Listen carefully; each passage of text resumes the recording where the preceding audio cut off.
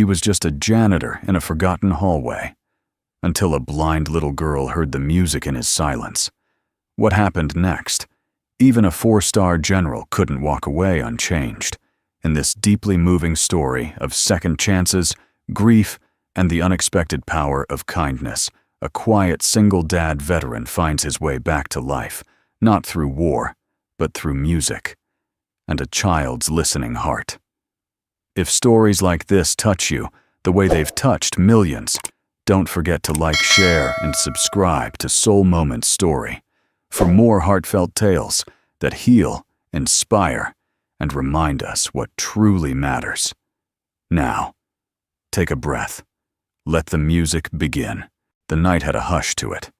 Not the kind that comforted, but the kind that lingered like an unsaid word. The old military base had long since been converted into a sprawling federal administrative complex with polished glass offices, replacing bunkers, and polished brass, replacing battlefield grit. But some ghosts didn't leave just because the paint had.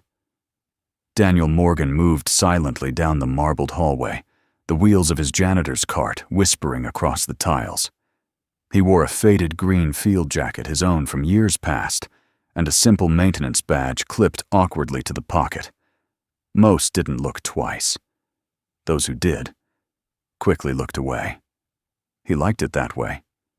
His shift began when the last suits left and the night security shuffled into place. The silence was a kind of music to him, predictable, empty, safe, until tonight. A single note rang out wrong, flat then. Nothing. Daniel stopped pushing his cart. His head tilted slightly, eyes narrowing. It came again. A piano, somewhere up on the top floor.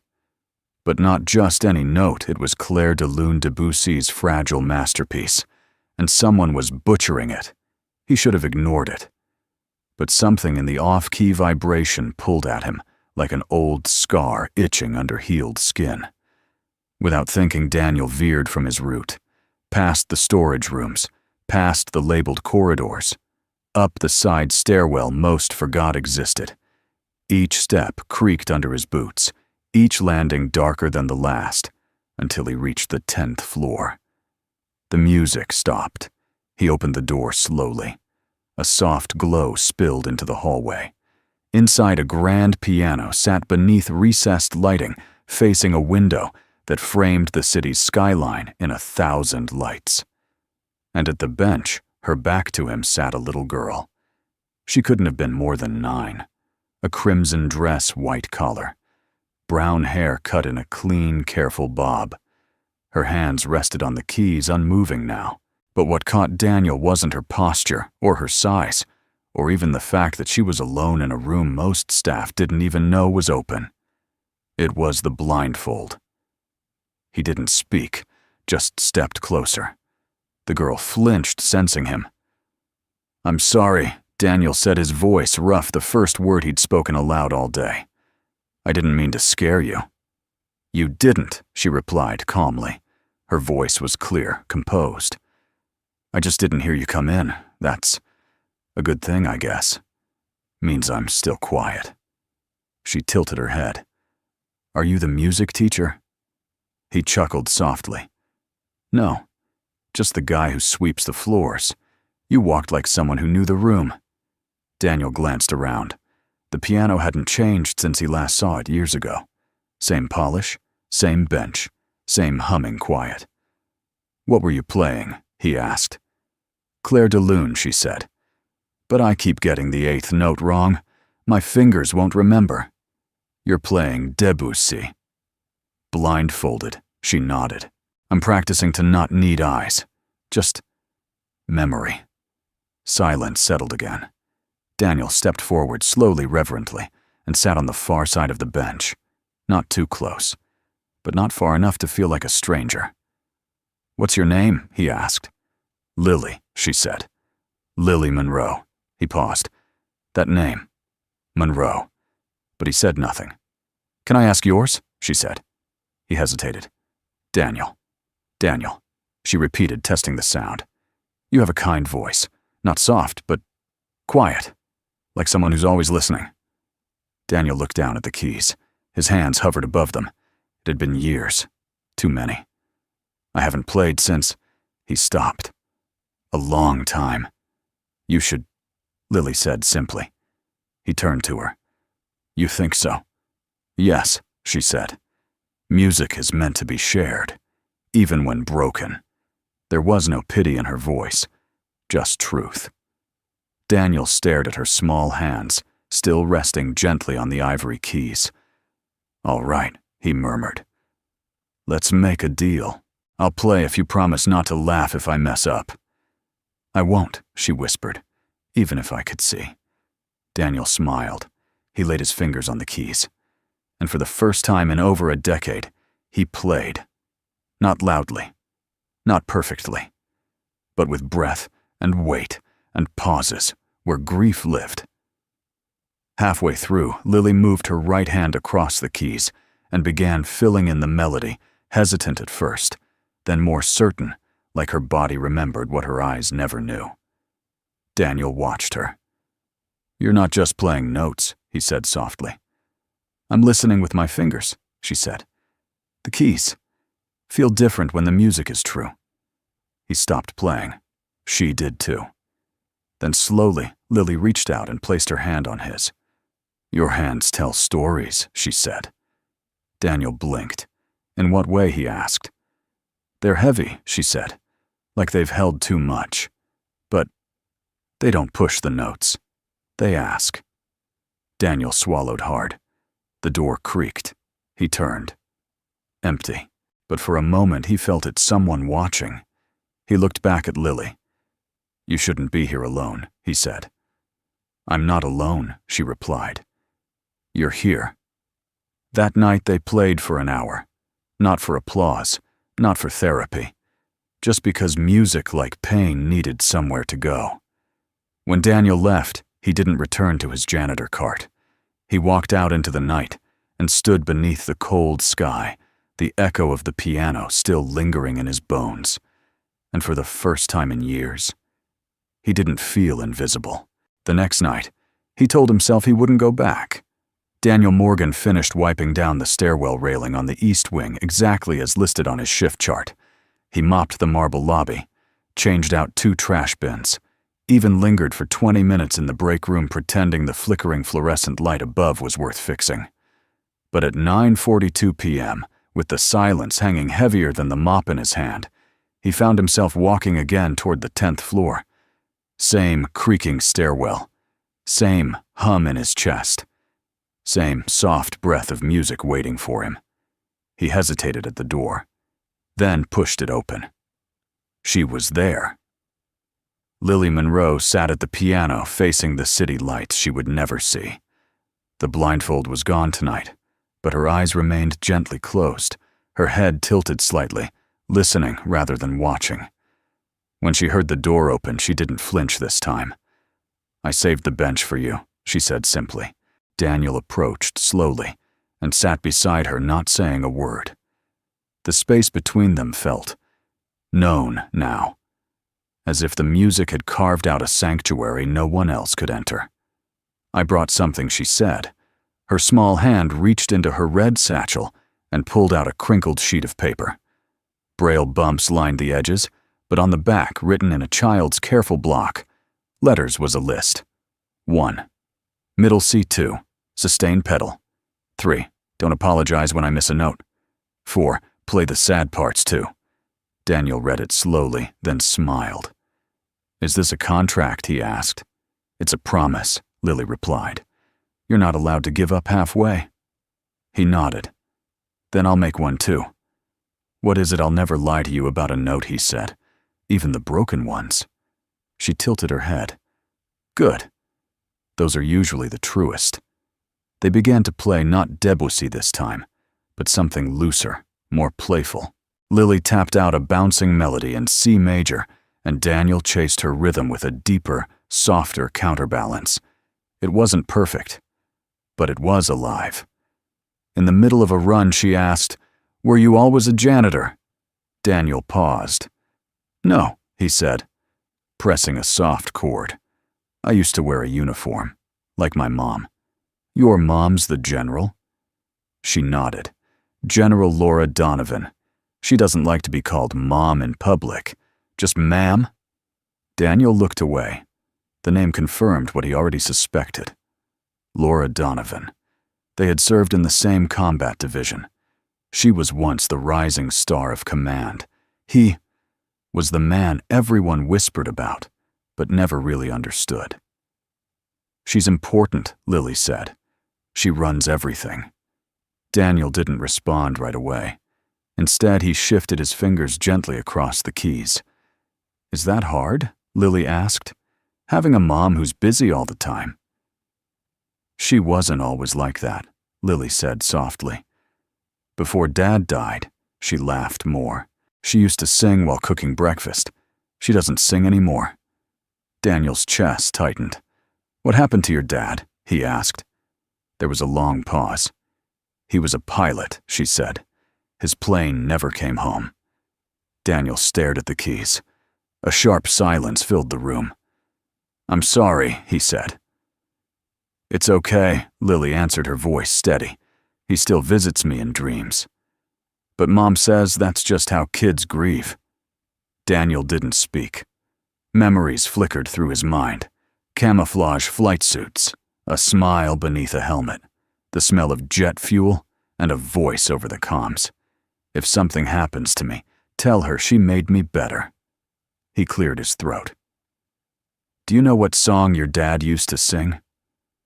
"Mom says it was some melody he made up," she replied.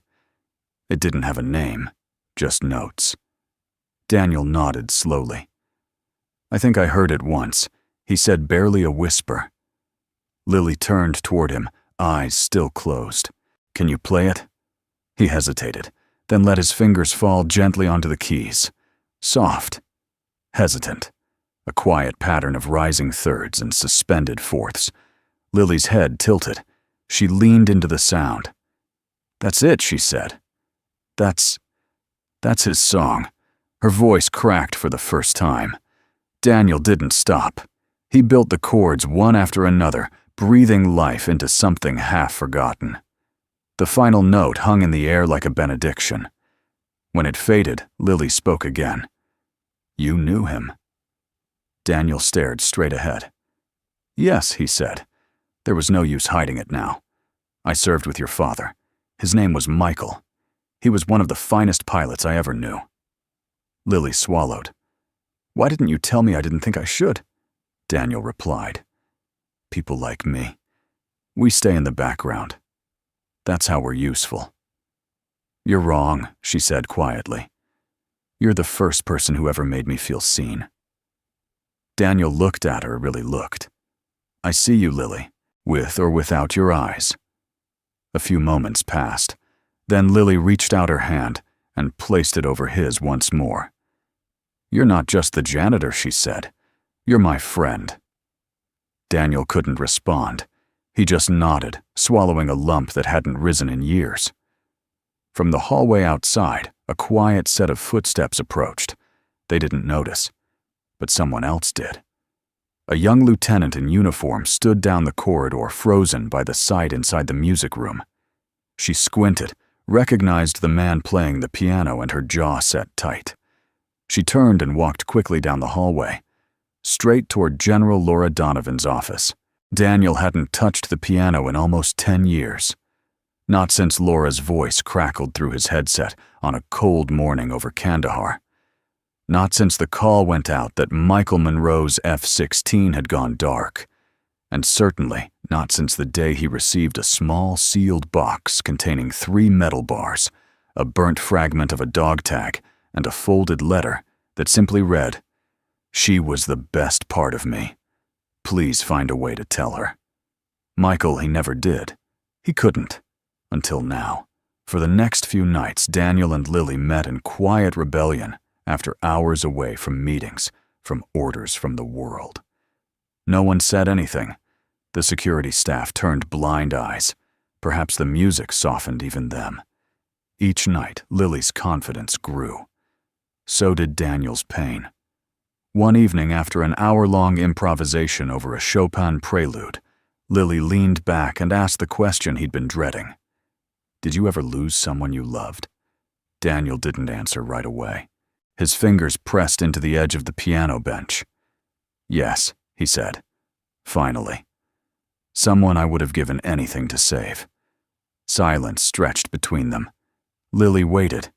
She was a pilot, he continued. Not like your dad. She flew low-extraction missions, the kind no one admits exist. Brave, smarter than me. She played piano better, too. Lily smiled softly. What was her name? Daniel's jaw clenched. Her name was Laura. Lily blinked. Like my mom. He nodded. Ironic, huh? He tried to laugh, but it came out hollow.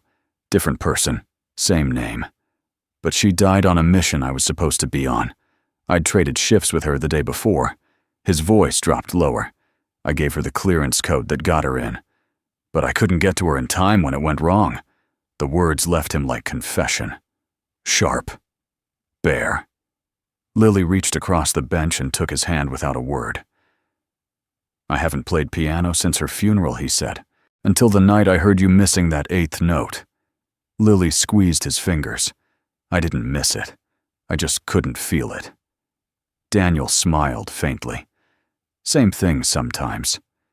Then, without prompting, he placed his hands on the keys and began playing a song so quiet, so slow, it almost wasn't music at all. Just memory in sound. It started with a few tentative chords.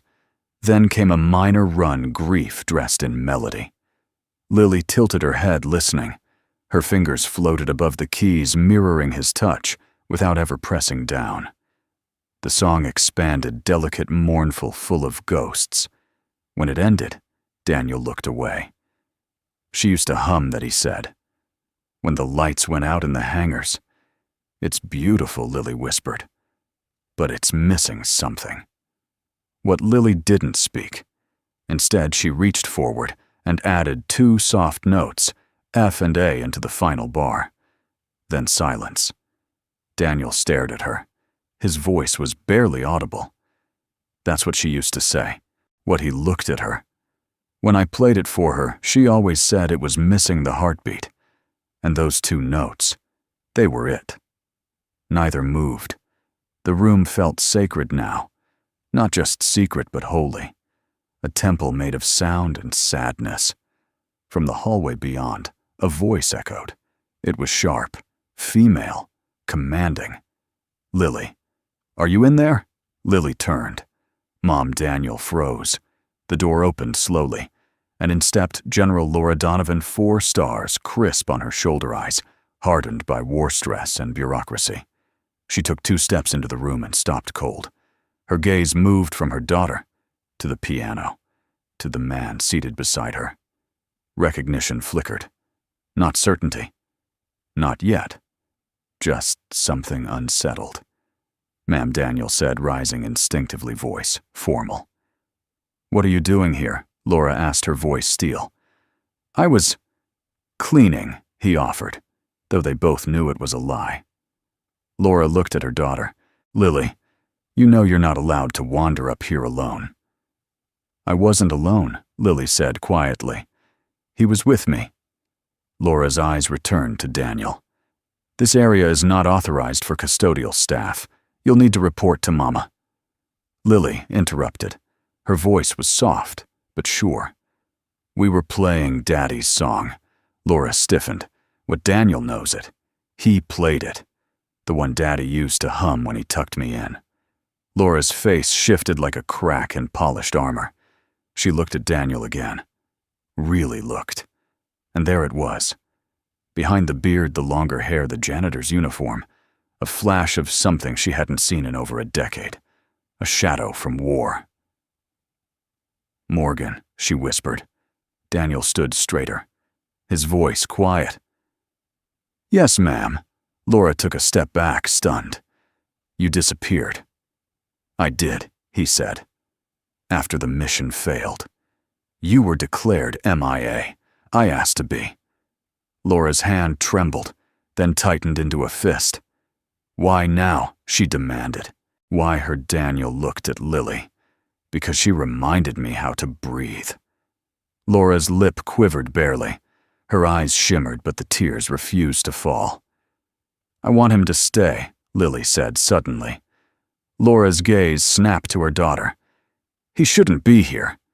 He should, Lily replied firmly. You don't hear like I do, Mom. But when he plays, it's like Daddy is home again. Daniel stepped back. I didn't mean to intrude, he said. Truly. Laura didn't answer. Her throat worked her chest, rising with the weight of emotions she hadn't allowed herself to feel in years. Without another word, she turned and left the room. The door closed behind her with a soft click. Lily didn't speak. Neither did Daniel. But the music lingered between them, and so did something else. A ghost neither of them feared anymore. The silence in General Laura Donovan's office was almost unbearable.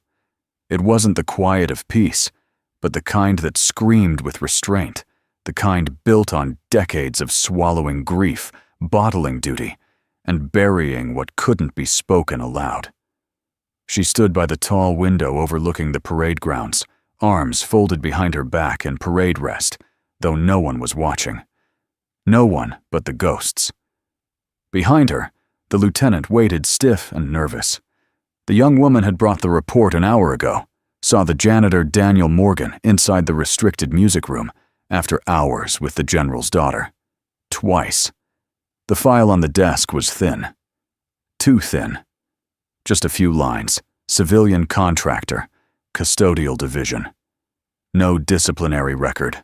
No prior incident. No military reference on file. But Laura knew better. She knew who he was. Daniel Morgan wasn't just a name from the past, he was a living wound, a shadow from a mission that had cost more than lives. He was also the man her late husband once trusted with everything, the man who vanished after the crash, who refused military commendation, who walked away from everything and now played piano for her blind daughter. The contradiction unsettled her more than she cared to admit. She turned to her desk. Lieutenant, she said coolly, send for Morgan. Have him report to my office. Immediately. Daniel stood outside her door 5 minutes later. He looked like he'd stepped out of another life and into a place that didn't quite want him. Hair tied back neatly. Uniform plain. Boots clean, but worn from long nights and hard steps. There was no trace of rank, but Laura could still see the man behind the silence, the war in his posture, the ache in his restraint. She didn't invite him to sit. Close the door. He obeyed. She circled her desk slowly, her voice precise. You accessed an unauthorized area? Yes, ma'am. You interacted with my daughter without clearance? Yes, ma'am. You are not military anymore. You are a contractor. And yet you used your prior knowledge of this facility to circumvent protocol. Why, Daniel met her gaze, steady, calm, because your daughter was alone, and she was searching for something only music could give her. That's not your place. No, he agreed, but it wasn't hers to lose either. Laura's jaw tightened. You don't get to lecture me on parenting. I'm not, he said quietly. I'm reminding you she's grieving in silence, and silence doesn't heal. Laura stepped closer, eyes sharp. You think I don't know what grief is? I think you've made a fortress out of it, Daniel answered. There was a long pause. She hated how right that sounded. Why didn't you tell me you were here? She demanded. You could have spoken to me. You could have. What he cut in voice low. Asked for forgiveness, permission. I was the last person to speak to Michael. I gave him that flight order. I watched the fire from the ridge. His voice cracked barely. He trusted me, and I failed him. Laura's eyes glistened. She turned away, brushing a non-existent speck from her desk. You didn't fail him, she murmured. The mission did. Daniel breathed slowly. Then why does it still feel like I wear his dog tag around my neck? Silence settled again, but it was broken by the sound of a soft ding, a notification on Laura's desktop screen. She turned. Read it. And with a coldness Daniel hadn't seen in her before she straightened and tapped the intercom. Security, she said. Effective immediately revoke access for custodial contractor Daniel Morgan from floors 9 through 11. Restrict nighttime movement past 2,000 hours. Inform him of proximity violation protocol with dependent minors. Daniel's expression didn't change, but his eyes did. Laura looked at him. I'm sorry, she said, though her voice lacked conviction. It's standard procedure. He gave a small nod. Of course. You'll continue your work on assigned levels. But your interaction with my daughter ends tonight. That is not negotiable. Daniel stood tall. She deserves more than silence. She deserves boundaries, Laura snapped. And healing that doesn't come from strangers with ghosts. He took a step toward the door, then stopped. Music isn't about healing the past, he said. It's about giving the pain somewhere to live. Somewhere it won't rot us from the inside out. He didn't wait for her reply. He opened the door and walked out, his boots echoing against the sterile hallway tile, softer than the sound of a heart breaking. That night, Lily waited. She sat at the piano bench until midnight, tapping the same C note over and over, like it might summon him back. But Daniel didn't come. He wasn't allowed to. So the next morning, Lily woke early. She asked her aide to guide her to the practice room. No one stopped her.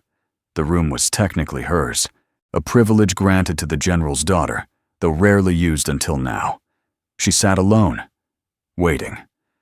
And when the silence grew too loud, she played.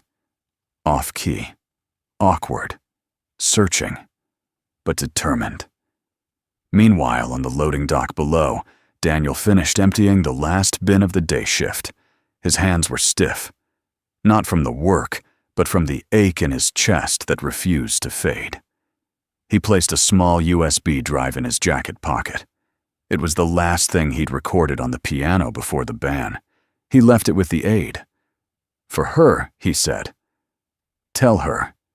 It's her song now. Then he walked away. Not because he wanted to, but because sometimes the only way to protect something precious is to let it miss you. The room was quiet again. Too quiet. The kind of quiet that made the walls feel closer, as if the silence itself was watching. Lily sat at the piano alone, her fingertips hovering just above the keys, not yet pressing down. The bench felt colder without him beside her. Even the city lights through the window seemed dimmer tonight, as if they too noticed the absence. She pressed a single note. Middle C. It echoed softly through the music room, then another. She tried to recreate the pattern Daniel had taught her, but her hands felt hesitant, like they were missing a rhythm only his presence provided. Her fingers stumbled. A wrong chord, a hesitation, another wrong note. She let out a long breath, placed both hands flat on the keys, and whispered, You said this song belongs to me now. She closed her eyes, then played. The USB Daniel had left with her aide sat in her satchel. She hadn't listened to it yet. Somehow, she wasn't ready. Not until she could remember the melody herself by feel, not by instruction. Halfway through the piece, her hands froze. Something shifted in the air. Footsteps. Not just any footsteps. Heels. Sharp. Steady. Measured. Confident. She recognized the sound instantly because it was the sound that echoed through her childhood home long after bedtime. The sound that said, command more than comfort. The sound of General Laura Donovan walking down a hallway, decisive and untouchable. Lily didn't turn. She kept her eyes closed and played another note. The footsteps stopped outside the music room. For a full minute there was nothing. Then the faint creak of the door slowly opening. But still silence. Laura stood just past the threshold, her hand still on the doorknob but her body frozen. She saw her daughter at the piano, alone, eyes closed, hands trembling slightly as she tried to pick out a melody too advanced for her fingers, but not her spirit. And then Laura heard it, the faint echo of a tune that hadn't been played in her home since her husband died. A half-completed lullaby once whispered in kitchen corners, sung over cereal boxes, hummed between deployments. Michael's melody. Laura felt the air leave her lungs. Her fingers tightened on the doorframe. She stepped inside. The sound of her heels echoed across the hardwood floor. Lily didn't move, but her voice, clear and quiet, reached through the space between them. "Mom," she said, "I hear your shoes." Laura paused mid-step. "You always walk like the world belongs to you," Lily added, still not turning. "Even when it's 2 a.m., Laura swallowed. "I didn't mean to interrupt." "You didn't," Lily said, her fingers still brushing gently across the keys. The music wanted someone to hear it. Laura stepped closer. The piano room was dimly lit, just the soft amber glow from the corner lamp and the night skyline through the window. It cast Lily in a kind of soft halo, small, poised, heartbreakingly alone. "I didn't know you came up here," Laura said softly. "I didn't either," Lily replied, "until Daniel showed me." Laura inhaled sharply at his name. "Lily, about Mr. Morgan." "I know," Lily cut in gently. "You made him leave." Laura was silent. Lily continued, her tone steady. "But you didn't hear what I heard. When he played, it felt like Daddy was sitting right next to me." Laura moved slowly to the piano bench beside her daughter, but didn't sit. "You know that's not possible," she said, her voice trembling just slightly. "Maybe not with eyes," Lily said, "but I don't see with those anymore." That sentence hit harder than Laura expected. "Sweetheart." "Did you know," Lily asked suddenly, "that Daniel was the last person to talk to Daddy?" Laura froze. "Yes," she admitted. "I found out recently." "Did you ask him what Daddy said?" Laura hesitated, then lowered herself onto the bench slowly, like she was lowering the weight of the past. "No," she whispered. "I didn't." Lily's fingers pressed another soft chord. "You should," she said. "I think Daddy left something behind for you. Something Daniel remembered." Laura turned toward her daughter. Lily was still facing forward, eyes closed, but she was smiling.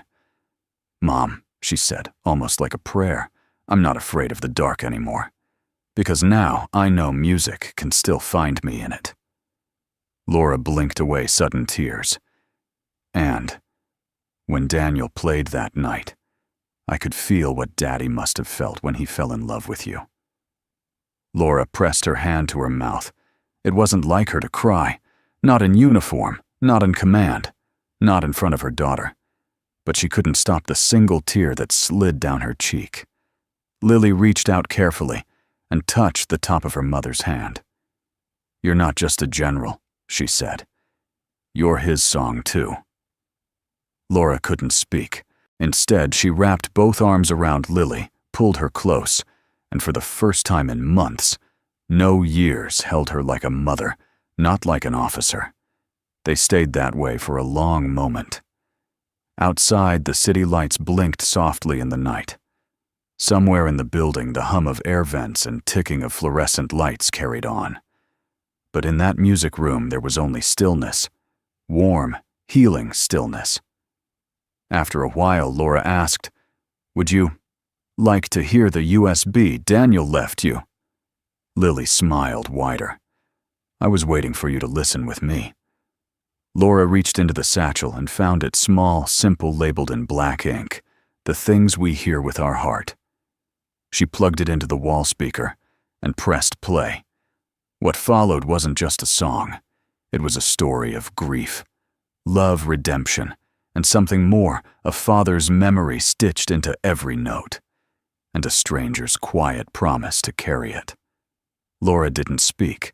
She just closed her eyes and listened, And for the first time in years, she truly heard. Laura Donovan wasn't used to being wrong. As a 4-star general, her life was built on precision discipline and measured decisions. But nothing about Daniel Morgan fit inside the boxes the military or she had drawn around people. And nothing about his quiet return into her daughter's life felt like coincidence. That's what unsettled her most. Not just the past they shared, but what she didn't know about him. The next morning, Laura sat alone in her office. The blinds were closed, the morning reports untouched, and the phone off the hook. In front of her was an old mission file marked Operation Thunder Scepter. Classified, declassified, then sealed under a layer of dust and shame. She flipped through the pages slowly. Personnel reports, wounded, KIA, MIA, Lieutenant Callers Michael Monroe, KIO, Staff Sergeant Daniel Morgan, MIO. She stared at that last line. MIO. Missing in action. But he hadn't been missing, had he? He had chosen to disappear. She pulled out a second folder. Internal logs from the week after the mission failed. A note caught her eye, scribbled hastily by a young intel officer long since retired. Subject: Morgan requested non-disclosure of debrief. Declined all commendations. Said, "What I did wasn't heroic. It was just human." Laura leaned back in her chair, stunned. What had he done? Why did he vanish when he could have received the Silver Star? Why did he run from the very people he once bled beside? A knock broke the silence. Her aide stepped in holding a small envelope.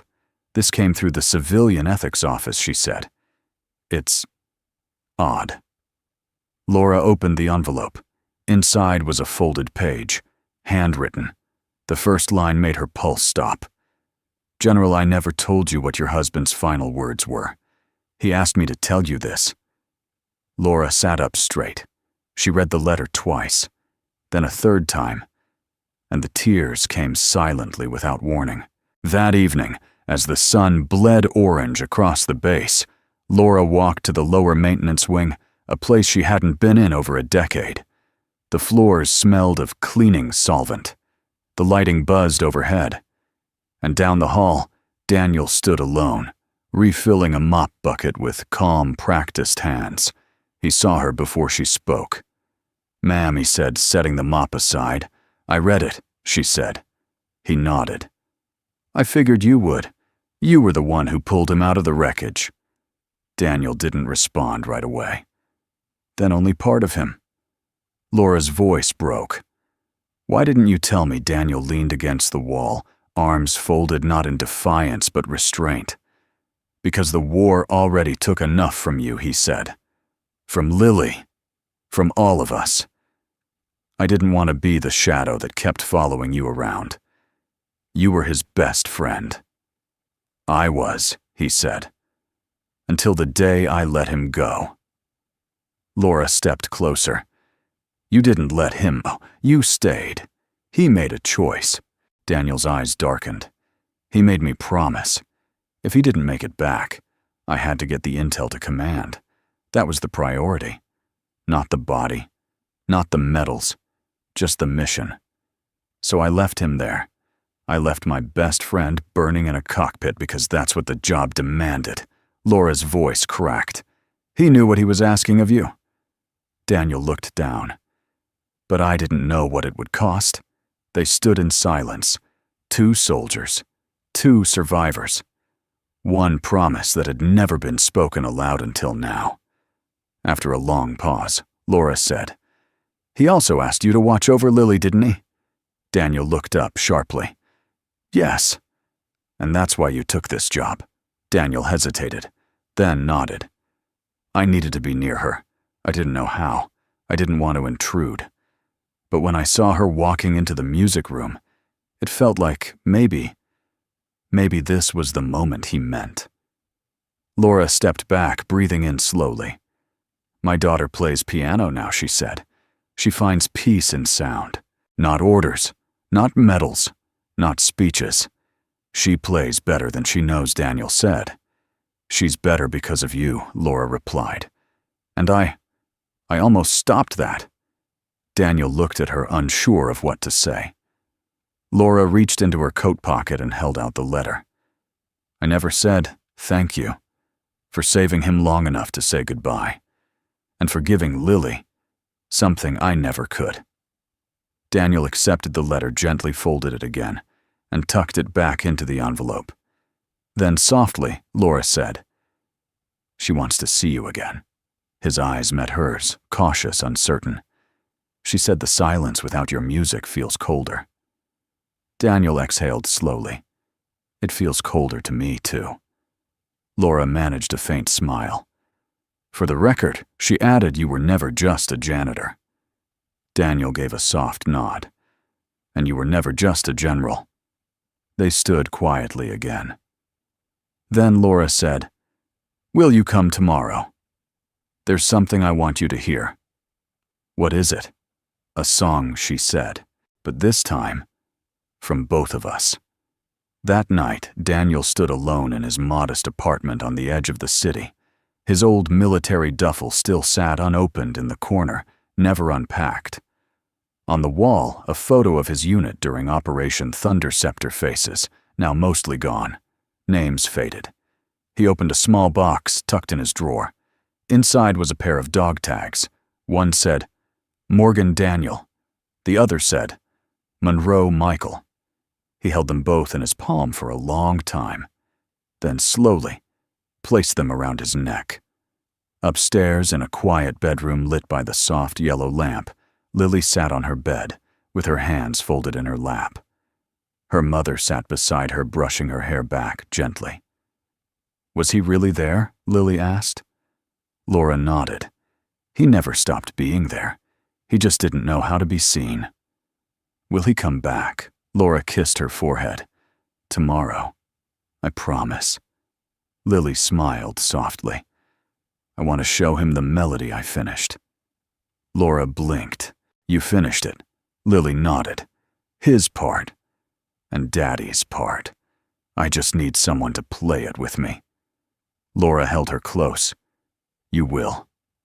Outside, the stars were beginning to appear, and somewhere far away from war and medals and uniforms, a man who once chose silence was finally preparing to return to music, because sometimes what they didn't know was exactly what they needed to hear. The piano room glowed with the soft golden light of late afternoon. Lily's hands moved slowly across the keys, feeling every note like a pulse beneath her fingers.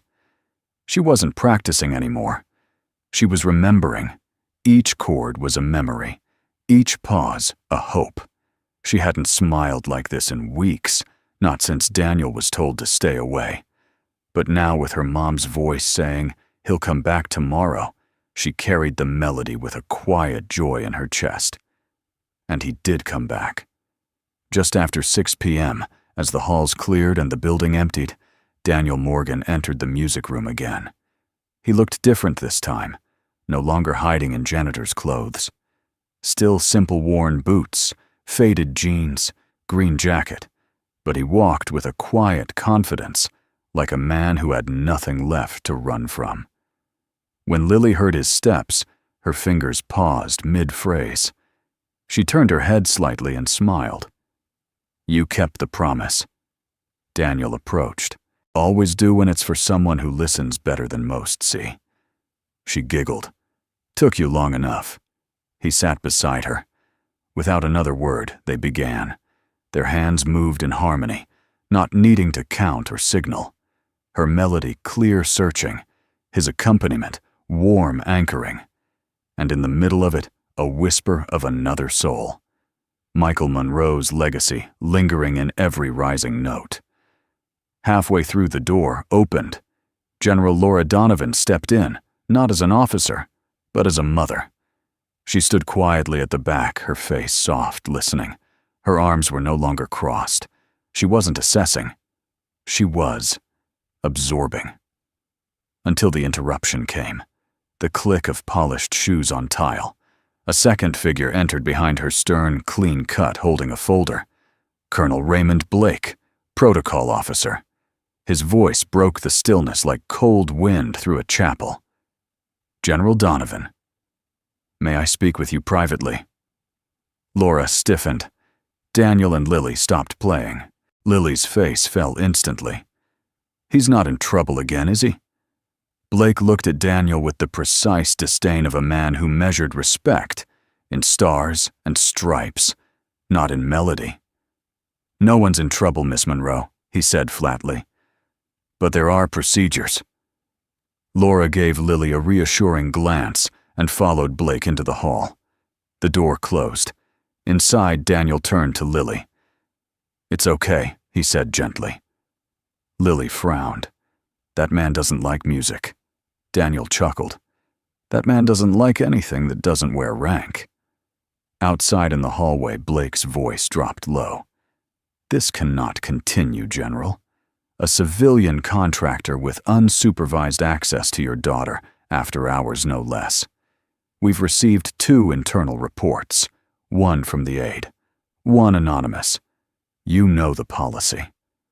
Laura's eyes hardened. Daniel Morgan is not a threat. That's not the point, Blake said sharply, per the Federal Dependent Contact Code.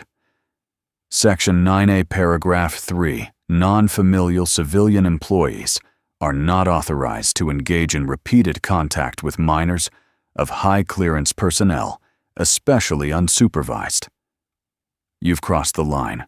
I gave permission. And that permission is being challenged by the Ethics Board. This morning, I received formal notice either he ceases all contact or this goes to review. Laura held his stare. You're politicizing healing. I'm protecting protocol, Blake snapped. You know what happened at Fort Ellis last year. 1 wrong call, and the media will shred you. Laura's hands clenched at her sides. He saved her, not from danger, from silence. And no regulation accounts for that. You're a 4-star general, Blake said. Start acting like one. Then he handed her the folder. Final written warning. If Morgan is seen with your daughter again after today, he will be permanently removed from the contractor registry. No appeals. Blake turned on his heel and left. Laura stood alone, folder in hand. Inside the room, she heard the music resume, quiet, hopeful, unknowing, and her heart split. Later that evening, Laura sat at the kitchen table in their quarters across from Daniel. Lily was asleep, headphones on, listening to the USB recording on loop. The coffee between them had gone cold. Neither had touched it. He gave you a final warning, Daniel asked. Laura nodded. Black and white. No nuance. Daniel's jaw tightened. So I'm gone again. Laura met his eyes. They don't see what she sees. I'm used to that, he said quietly. She reached into her pocket and slid the folder across the table. He opened it, read it, closed it, then pushed it back. I won't fight it, he said. Laura leaned forward. You should. And put you and Lily in the crosshairs, no. He shook his head. This isn't a battle I can win with a mop and a melody. Laura's voice cracked. She'll think you abandoned her. Daniel closed his eyes. I'll leave her something. The next day, Daniel arrived early. He didn't go to the music room. Instead, he walked outside to the small garden near the chapel, where Lily sometimes sat in the afternoon, listening to the wind. She was there, seated quietly, the sunlight catching in her hair. He walked slowly, sat beside her on the bench. I heard them, she said softly. Heard what? The heels. Then another pair, but heavier, angrier. Daniel smiled gently. You really do hear everything. She nodded. Are you leaving again? Daniel didn't answer right away. He pulled a small object from his coat pocket. A metronome. Wooden, old-fashioned, hand-carved.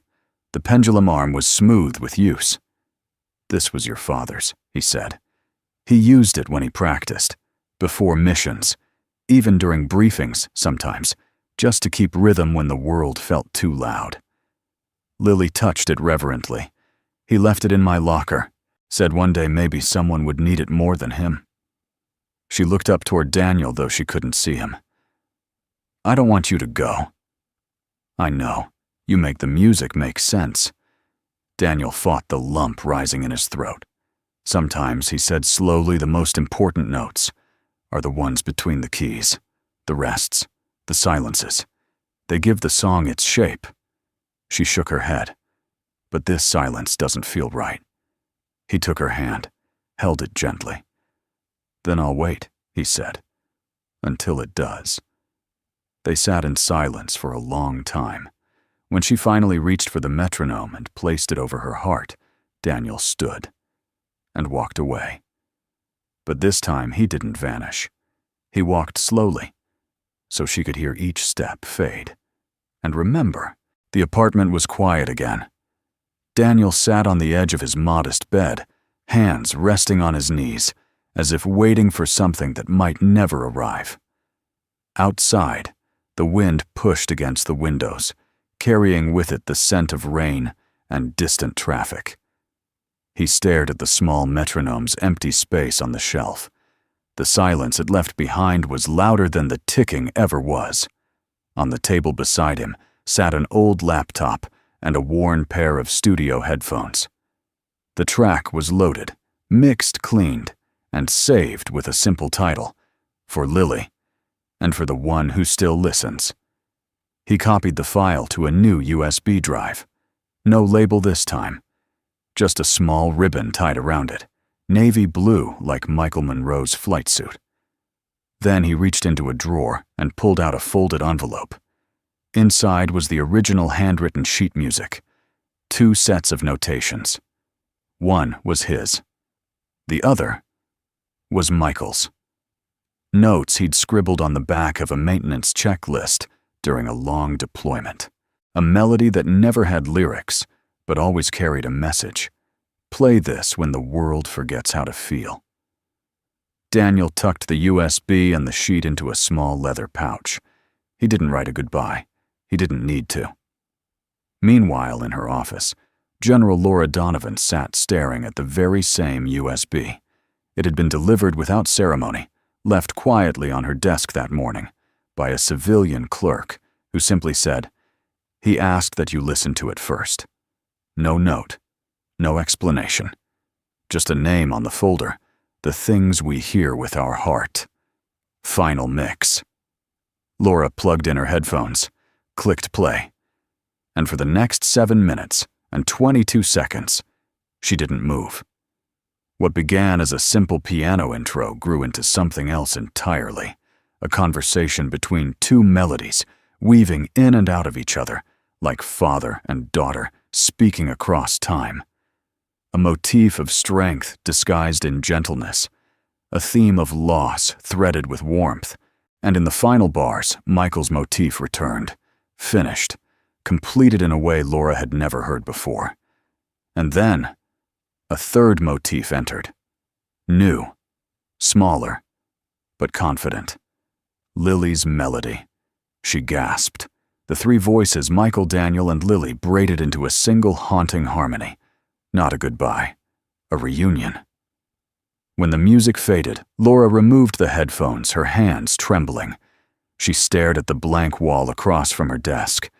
Then she reached for the phone. Lily sat in her room with the windows open, the spring air flowing in gently.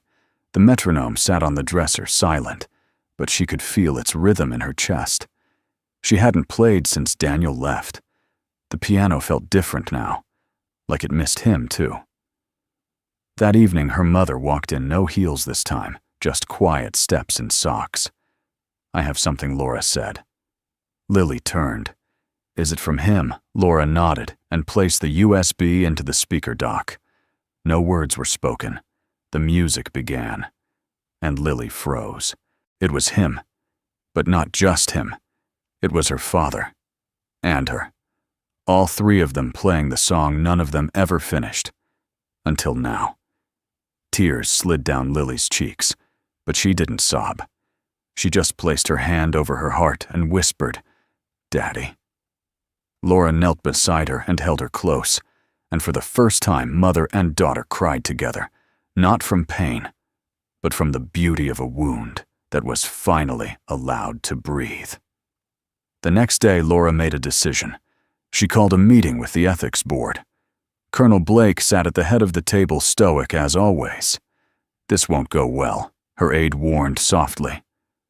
"I'm not here for approval," Laura replied. "I'm here for the truth."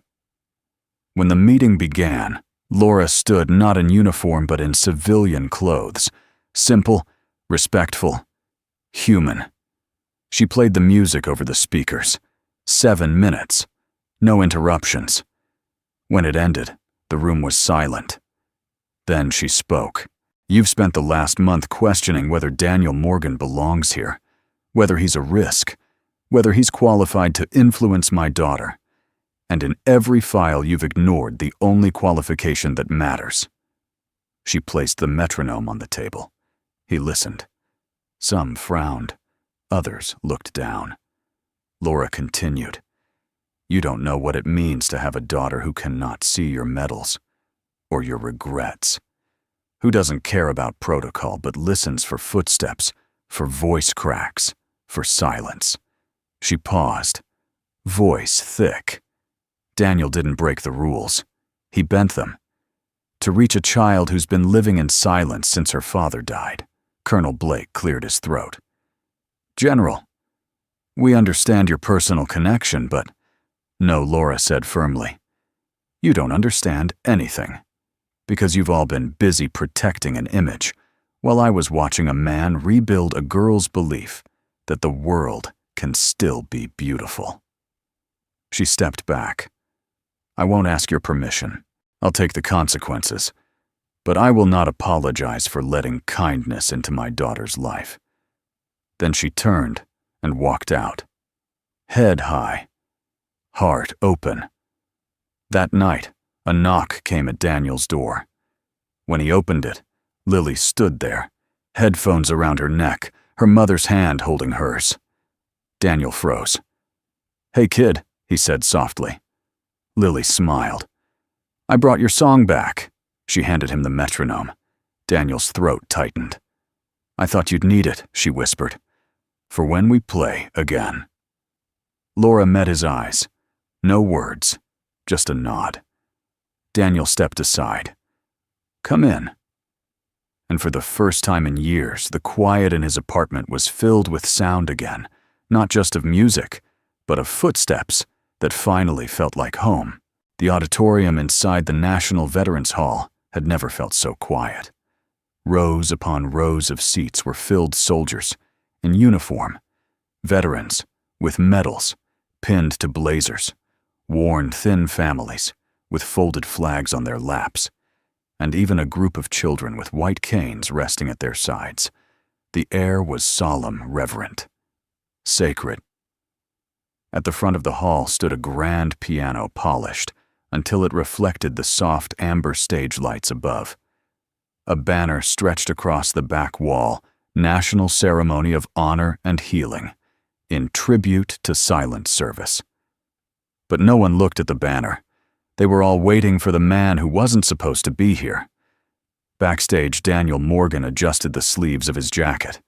It wasn't military issue, just a simple black blazer over a plain white shirt. But pinned to the inside was something no one else could see: Michael Monroe's dog tag. Lily stood beside him, dressed in a soft blue dress, her cane folded in her hand, her other hand in her mother's.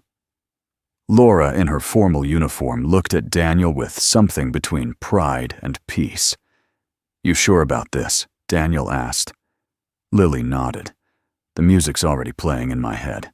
We just have to catch up." He smiled.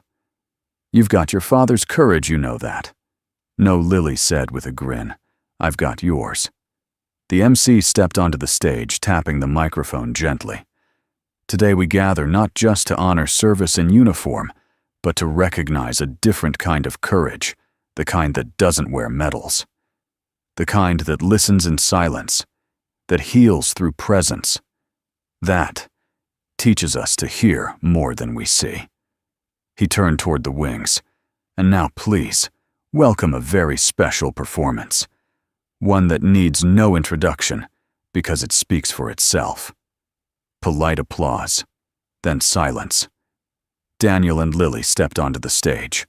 As they crossed the wooden floor, Daniel instinctively slowed his pace to match Lily's, guiding her gently but never controlling.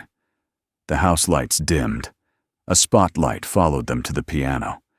Daniel sat first, then helped Lily take her place beside him. She took a breath, then whispered, "Start soft."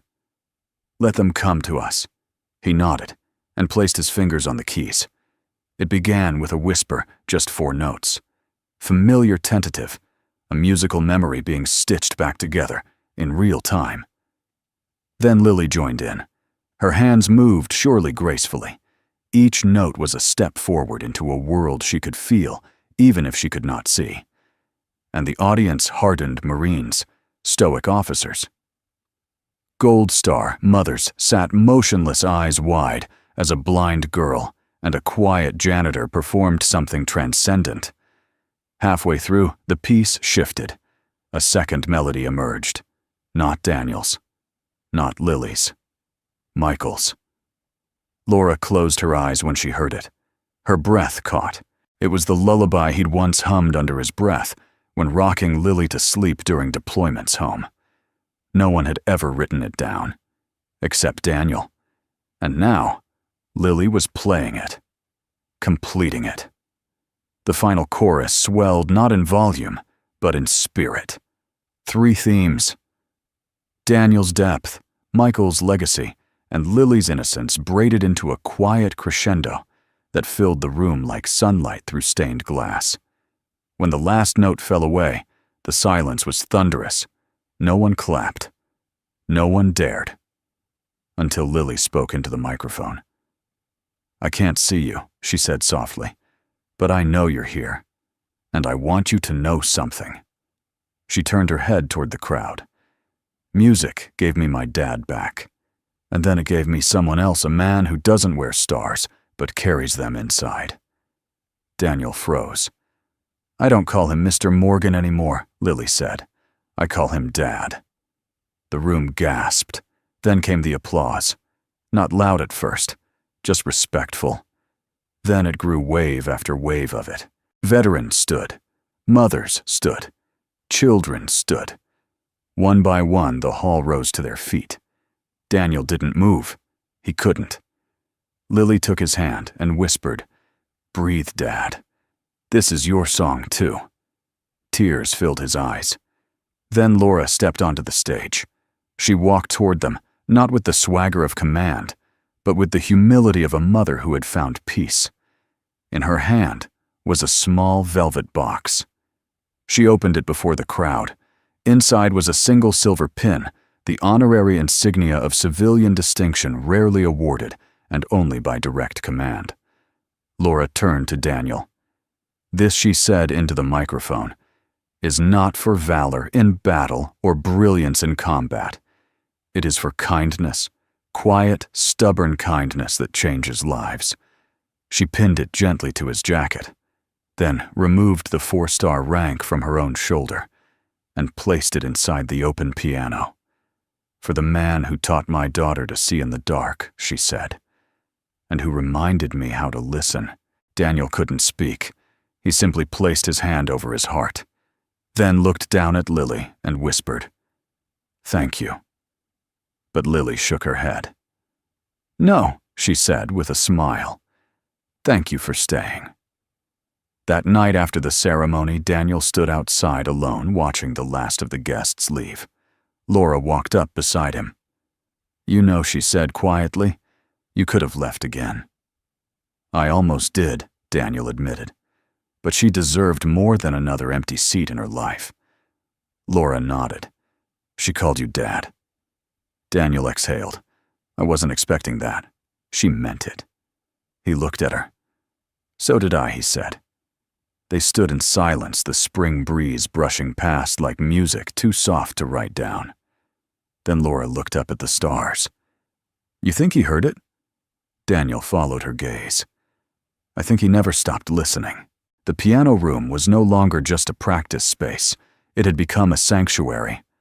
not only for Lily, who now spent her afternoons seated in front of its glossy keys, but for others, 2 students with visual impairments, veterans struggling to feel useful again, widows of fallen soldiers who came not for lessons, but for listening. Daniel never called it a program. He just showed up, unlocked the door, and played. And one by one, people began to come. By the end of spring, the base had quietly authorized him as interim music facilitator for veterans and families. No press release, no ceremony, just a small laminated badge and a nod from someone in the admin office who finally understood what value could mean beyond paperwork. But for Daniel, the real badge had come days earlier when Lily had reached out, taken his hand in front of 1,000 people, and said, "I call him Dad." He hadn't stopped thinking about those words since. Laura Donovan sat at the kitchen table sipping black coffee and flipping through a draft agenda for the upcoming Leadership Summit in D.C. Her eyes scanned bullet points, but her mind drifted elsewhere. She stared out the window at the modest courtyard beyond the apartment complex. Lily and Daniel were seated on the bench, side by side, heads bowed together over a sheet of hand-drawn musical notation. Lily's laughter floated faintly through the open screen. Laura smiled. The ache in her chest, a quiet guilt she'd carried since Michael's death, hadn't gone away. But it had softened, because someone had shared the weight, because someone had stepped in, not with orders, but with understanding. And that meant more than any military rank ever could. She opened her desk drawer and pulled out a small wooden box. Inside was her 4-star insignia. For decades it had symbolized power, leadership, legacy. Now, it reminded her of something else, a lesson she hadn't expected to learn so late in life, that true command had nothing to do with stars, and everything to do with kindness. Later that evening, Lily sat cross-legged on the living room carpet, humming to herself, while drawing in a music journal. Daniel walked in with a tray of grilled cheese sandwiches. "I added extra butter," he said. "Chef's special tonight." Lily grinned. "You really know how to spoil your student." He raised an eyebrow. "Student? You're the one teaching me now." Laura emerged from the hallway, watching them with quiet amusement. Then her gaze fell on the piano at the far end of the room. Without a word, she crossed to it and sat down. Daniel and Lily both paused. Laura hadn't touched a piano in over 15 years. She placed her hands gently on the keys and began to play. It was simple, halting, unsure, but it was hers. Daniel walked over slowly. Lily remained on the floor, frozen. When the last note faded, Laura turned to them. "You said something once," she said, eyes on Daniel, "that the most important notes are the ones between the keys." He nodded. "They're the ones that hold the pain," she continued, "but also the hope." Laura opened a folder beside her, pulled out a document, handed it to him. He scanned the first-line petition for formal adoption authorization. Daniel Morgan. He blinked. "What is this?" Laura smiled. "A formality," she said. "She already calls you Dad. Now we make it legal." Daniel looked down at the paper, then back at her. "You're sure she is?" Laura replied. "I just had to catch up." From the floor, Lily raised her hand. "It was my idea," she said, proudly. "I even picked the signature pen." Daniel laughed softly, his voice breaking. "You two always coordinate ambushes like this?" Laura shrugged. "Old military habit." He looked at the paper again and signed, with steady hand, then knelt beside Lily. "I never had a daughter," he said quietly, "but I think I was just waiting for you." Lily hugged him so tightly it knocked the air from his lungs. "You were always mine," she whispered. "I was just waiting for you to believe it." A few days later, a quiet gathering was held in the music room. No uniforms, no speeches, just a circle of people who had been touched, some broken, some blind, some simply lost, and now found themselves part of something gentle and unexpected. At the end of the session, Laura stepped forward holding a small mahogany box. "Daniel," she said, "this was once on my shoulder, and for years I thought it made me important." She opened the box. Inside lay the 4-star rank. "But now I know. Leadership is not measured in stars. It's measured in who you choose to show up for when no one asks you to." She handed the box to Lily. Lily placed it in Daniel's hands. "You already have the only rank that matters," Laura said. Daniel looked down at the stars, then at the faces around him, the veterans, the children, the woman he once feared facing again, the girl who now called him Dad. And he understood. They had given him more than a medal ever could. They had given him purpose. That night, Daniel sat alone at the piano. He didn't play. He just sat, hands resting on the keys, heart steady, breathing in the silence, not as a wound, but as a gift. And in the stillness he heard it, a voice from years ago echoing softly, "Tell her. She made me better." Daniel smiled. "I did, Mike," he whispered. "She's more than you ever imagined." He pressed one note, then another, and let the rest unfold between them. Spring returned to the city with a quiet grace. Gentle breezes slipping through half-open windows, sunbeams casting long golden fingers across old wooden floors, and the distant hum of birdsong mixing with the rustle of life returning. At the heart of it all stood a man who had once tried to disappear, and now found himself leading a symphony of second chances. Daniel Morgan stood in the middle of the newly refurbished community music hall, once a forgotten side building on the base, now transformed into something living. The walls lined with photos of veterans and children glowed with natural light. The seats were full, more than 40 families, staff volunteers, many of them blind, some recovering, all listening. The spring recital for healing through sound was about to begin. At the front of the room, a group of children with various disabilities sat quietly, their small fingers brushing against Braille music sheets. Some wore hearing aids, some held canes, others simply closed their eyes waiting. In the center of them sat Lily, now 10, poised, calm, confident. Her hand rested on the shoulder of a nervous 8-year-old boy beside her. "Don't worry," she whispered. "Just follow the rhythm. The song knows where to go even when we don't." From the side of the stage, Laura Donovan watched her daughter with awe. The stoic general now found herself arriving early to every music class, no longer out of duty, but out of love. Her arms were no longer crossed. They were open, present. She still wore her rank on occasion, but today on her lapel she wore something different, a small pin in the shape of a music note engraved with the words, "What we hear with our heart." A tribute, a reminder, a lesson. Daniel stepped up to the microphone. He didn't say much. He never did. "Thank you all for being here," he said quietly. "Today's music isn't perfect, but that's not the point. It's not about perfection. It's about presence." He looked at the children behind him. "Each note you'll hear today came from someone who once thought their voice didn't matter. But it does. Every pause, every rest, every tremble, it all belongs. Because sometimes the music between the notes is where the healing begins." He stepped back. The room fell silent. Then Lily nodded, and the music began.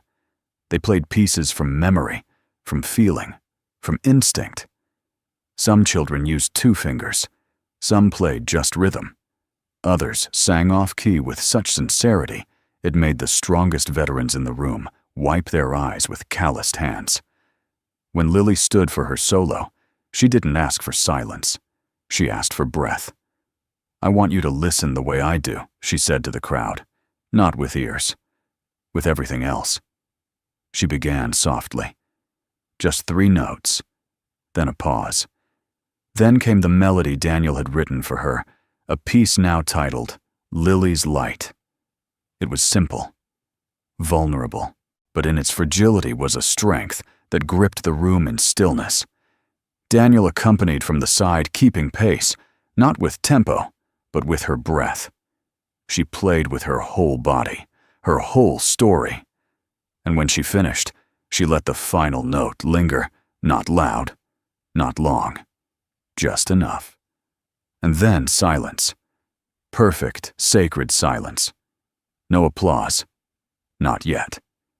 Then she said, without microphone, I used to think I was broken because I couldn't see. But Daniel showed me that sometimes what we don't see is where the most beautiful things live. Now the applause came, louder than before. Standing ovation, not for performance, but for what it represented. A father found, a daughter healed, a war veteran remembered for kindness, not for combat. After the recital, people gathered around Daniel. Some shook his hand, others hugged him. One elderly man retired. Navy placed his Medal of Valor into Daniel's palm and said, "You earned this more than I did." Daniel shook his head, handing it back. "I've already got mine," he said, glancing at Lily across the room. Laura joined him near the exit, her uniform coat draped over one arm. "You could have stayed invisible," she said. "I tried." "Why didn't it work?" He smiled. "Because your daughter listens better than most people speak." She chuckled. They watched Lily talking to a young girl who was newly blind, letting her trace the keys with her fingers, gently explaining that music didn't need eyes, just courage. Laura asked, "So what's next for you?" Daniel thought for a moment, then answered, "I think I'll stay." That night back at home, Lily stood by the window in her pajamas, listening to the breeze. Daniel walked in, towel over his shoulder, fresh from washing dishes. "Couldn't sleep," she shook her head. "Too much music in my chest," he chuckled. "Want me to play something to help?" "No," she said softly. "Just talk." He sat beside her. She leaned her head on his arm. Daddy Daniel's heart skipped. He still wasn't used to the word. "Yeah. Do you think people ever really disappear?" he thought. Then replied, "Only when no one remembers their song." She smiled. "I won't forget yours." He kissed the top of her head. "And I won't forget yours." They sat in silence. Then Lily whispered, eyes closed, "I heard you smile." Daniel blinked. "You what I heard it. Just now. In the space between your words." He wrapped his arm around her and whispered, "Then that's where I'll always be." We hope this story brought a moment of warmth to your day. Before you go, we'd love to hear from you. Where in the world are you watching from? Let us know in the comments. Your stories, your presence, they mean more than you know. If this touched your heart, please consider subscribing to Soul Moment Story for more healing tales of hope, kindness, and second chances. Your support helps keep these stories alive. Thank you so much for watching and for feeling. Until next time, take care of your heart and listen for the music between the moments.